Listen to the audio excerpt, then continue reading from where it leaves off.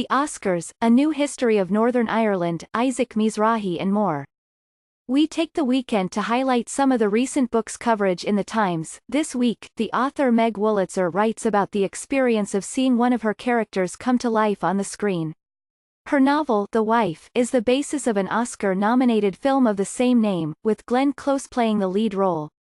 As Wolitzer puts it, as soon as I saw the face of this actress, I felt as if I were watching a home movie I hadn't known existed.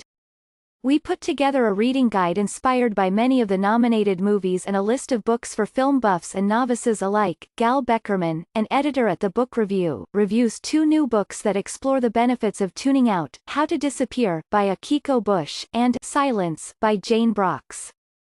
Beckerman also appears on the Book Reviews podcast this week to discuss those 2 books. And Steve Luxenberg talks about Separate, the story of Plessy v. Ferguson, and America's journey from slavery to segregation. The iconic illustrator and artist, whose books never shied away from introducing children to the darker sides of life, died earlier this month at 87.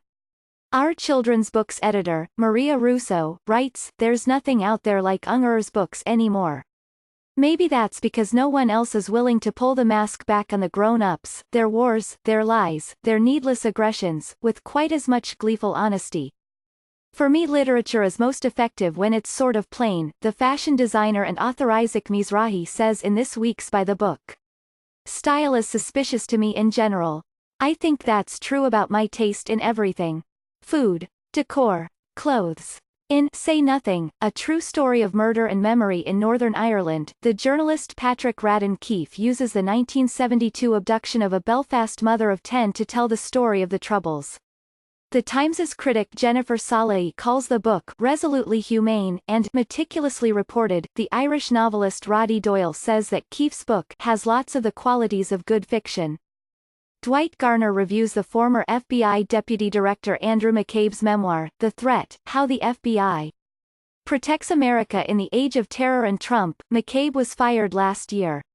He may have been driven out of Dodge, Garner writes, but he has returned with a memoir that's better than any book typed this quickly has a right to be.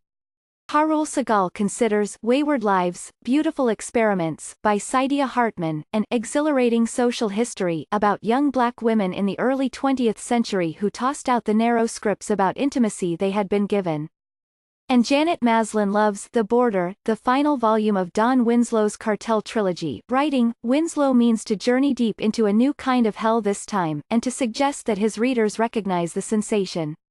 This is a book for dark, rudderless times, an immersion into fear and chaos."